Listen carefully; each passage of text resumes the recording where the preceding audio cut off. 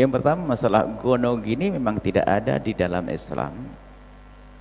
Akan tapi isyarat untuk damai itu namanya damai nanti. Damai itu harus ada kesepakatan. Diisyaratkan dulu oleh seorang alim dari Banjar, Syekh Arsyad Al-Banjari, pernah di saat ditanya tentang kisah keluarga di Banjar itu, waktu itu adalah mendulang emas. Saya tidak tahu kemudian proses dulang itu, katanya suaminya nyelam, istrinya nangkep di atas. Itu gimana sih? Wallah alam, saya pengen itu, saya bacanya ya harus tasawur gambarnya. Jadi suaminya yang nyelam ngambil ini, istrinya ngangkat. Terus suaminya nyelam, istrinya ngangkat.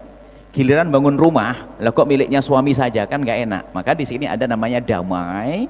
Jadi kalau memang betul-betul kerja bareng kayak begini ini, kalau tiba-tiba bangun rumah, ya mungkin terjadi perceraian, ya harus semuanya ada damai. Bahasanya ini rumah dibangun bersama dengan keringat bersama. Kalau cerai ya milik berdua, dijual dibagi. Ini kasusnya begitu. Kalau seandainya perceraian dibagi dua. Karena apa? Semua orang menyadari kalau ini adalah kerja bareng. Ya bayang kali itu, karena suami tidak bisa ngangkat. Gimana sih, tolong yang ngerti pendulangan emas itu gimana, saya bayangannya itu.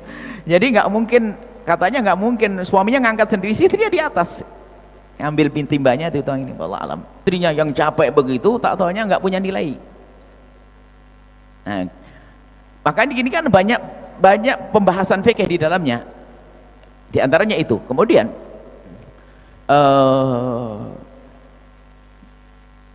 semua orang tadi kita sampaikan, orang bekerja itu kalau tanpa ada kesepakatan itu namanya lillahi ta'ala. Biarpun suami istri, kalau istri kerja pada suami, kalau nggak ada kesepakatan ya lillahi ta'ala. Suami bantu kerjaan istri lillahi ta'ala, nggak pakai gaji-gajian kalau nggak ada kesepakatan. Tapi seorang istri bisa ngomong, bang gaji dong saya, oh no, tapi nggak enak banget. Akhirnya betul nafkahnya dikasih 1 mud di dalam Islam, 2 mud, 2 genggam nanti makannya. Wong hitung-hitungan banget ya. Baik. Kemudian masalah gono gini itu kan tidak ada istilah di dalam Islam, akan tapi ada isyarat-isyarat dari para ulama. Itu memang kalau memang harta bersama beneran, bukan nikah 2 hari perempuan bikin kesel suami lalu cerai suami minta gono gini loh. Ini aneh sekali. Gara-gara sudah ada di hukum, barangkali wala alam anak-anak orang-orang hukum mengerti.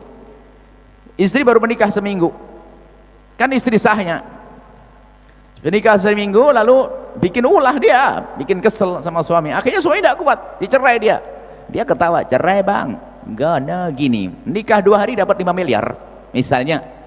Ini kalau gono gini tidak dibenahi nanti bisa jadi masalah. Jadi gono gini dalam irama damai, misalnya ada bukti, ya kejam sekali dong. Kalau dalam Islam nggak akan terjadi persengketaan, karena imsak itu bima'ruf atau tasrih bi ihsan. Kalau memang dalam rengkuhanmu perempuan itu harus kau muliakan. Kalau engkau cerai dengan cara yang baik, bahkan ada mut'ah di dalam Islam itu. Kalau anda sebagai suami, kalau ada seorang suami mencerai istri itu kasih mut'ah, mut'ah itu kadang-kadang secukupnya untuk nikah lagi, rumah segala macam bisa. Bukan main dolim-doliman, sudah mencerai istri, mengembat harta istri, wah ini penjahat model baru lagi. Jadi seperti itu. Nah kalau memang ada jasa istri di dalam pengumpulan harta, sangat perlu dipertimbangkan, makanya akan damai. Sehingga kalau di mahkamah Islam barangkali kita sering juga ketemu pembahasan disertasi membahas masalah ini, padahal itu sudah lihat harta bersama itu nanti dipilah, tidak semua itu dibikin gono gini. Harta yang ada setelah pernikahan dan memang hasilnya adalah tanpa hasil bersama, bukan harta hibah dari orang, bukan harta warisan. Maka disitulah yang dibahas sebagai harta gono gini dengan prosedur tentunya, bukan main embat begitu.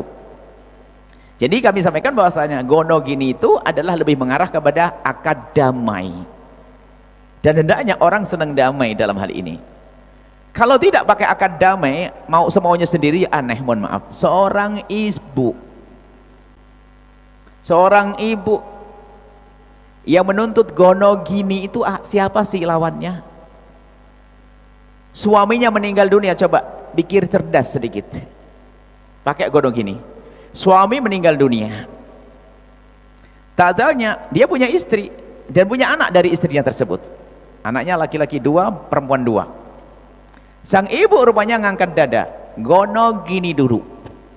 Jadi harta suaminya sebelum dibagi garis bagi 2 dulu. Duanya untuk sang ibu, selebihnya dibagi waris dan ibu masuk di dalamnya. Coba kalau dicermati, ini ibu rebutan sama siapa sih? Anaknya. Kalau bukan kan, loh ini model apa kayak gini nih, kurang lebihnya begitu. Dia nggak sadar rebutannya juga dengan anaknya loh pada akhirnya.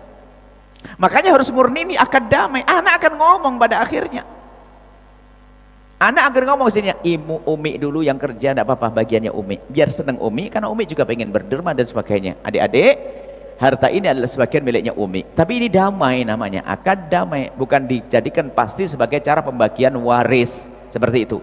Nah, ini gono gini adalah untuk akad damai. Kalaupun ternyata sudah ditetapkan hukum negara, maka Anda menjalankannya, tetap Anda menjalankan irama damai, keridhaan semuanya.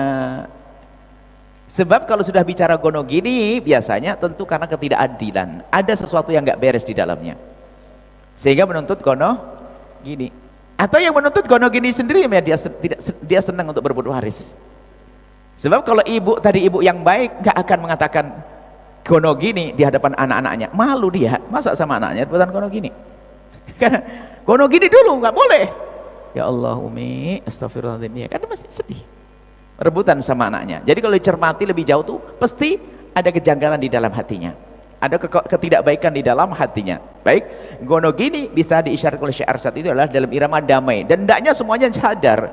Wong ibunya kerja dari awal, gaji dikumpulin bersama, gaji suami, gaji istri kumpulin, bangun rumah, gaji suami bangun rumah, gaji rumah, masa terjadi perceraian nggak dibagi? Biarpun hukum dunianya ngomong sertifikatnya atas nama siapa, atas nama istri, miliknya istri, kan kita ngomong atas nama sertifikat dong, tapi hakikatnya milik siapa? Kembalikan kepada masing-masing.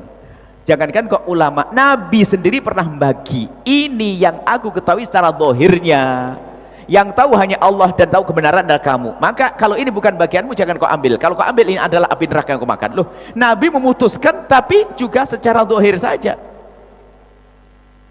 Nabi mengatakan ini aku bagi sesuai yang tampak zahirnya, hakikatnya kamu yang lebih tahu. Kalau memang bukan milikmu jangan kau ambil, kalau kau ambil kamu ngambil seperti kit'ah minan nari, potongan dari api neraka, kurang lebih seperti itu. Masya Allah, itu akan damai insya Allah. Kemudian yang kedua apa tadi? Tipsnya untuk tips untuk oh Masya Allah. Jadi kalau ada ibunya misalnya, istrinya ini, istri yang meninggal dunia ini nggak punya anak lah barangkali, kemudian saudara-saudaranya itu ingin mengambil haknya tapi dengan cara halus nggak bisa, justru Anda yang paling tepat, bukan dia. Kalau yang bicara adalah saudara-saudara suaminya yang meninggal, itu pasti panas, biarpun haknya, sebab menuntut hak itu nggak enak. Biarpun suami istri nuntut hak itu enak. Coba suami istri, suami sudah nyiapkan uang untuk uang bulanan lah, sudah disiapin di sakunya. Istri ngomong, bang sampai sekarang belum ada uang sih, gimana sih bang? Nuntut nggak enak, sembunyikan lagi ini gara-gara nuntut. Jadi nuntut tuh nggak enak biarpun haknya. Hanya hidup itu bukan saling menuntut, akan tapi berbagi, itu bukan saling menuntut. Nah kalau seperti itu, Anda yang lebih berhak untuk bicara, duduk manis dengan sang ibu tersebut. Itu kewajiban bagi seorang ustadz yang juru damai, menasihati ibu pakai bermacam-macam kali cara. Pokoknya ibu ini harus punya kesadaran. Karena apa? Karena suaminya dia dapat 1/8 karena tidak punya anak, selebihnya dibagi untuk saudara-saudaranya. Harus diterima ini, cuman karena seorang ibu. Termasuk yang dibahas sebelumnya, barangkali dia kerja bareng dan sebagainya, saudaranya tadi harus memikirkan, dia istri nemeni masa cuma dapat 1/8. Mungkin istilah gono gini diterapkan dalam irama damai tadi. Anda yang paling berhak untuk ngomong masalah ini, bicara kepada saudaranya juga.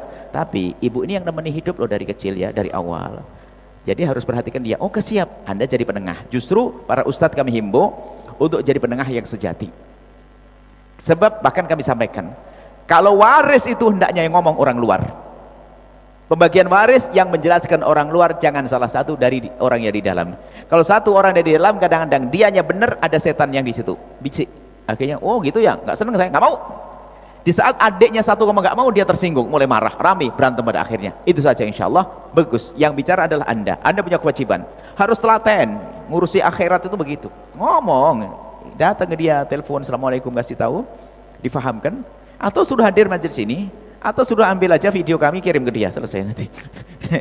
Baik, Allah alam bisawab. Setelah Anda menyaksikan video ini, Jangan lupa berselawat kepada baginda Nabi Muhammad sallallahu alaihi wa alihi wasallam.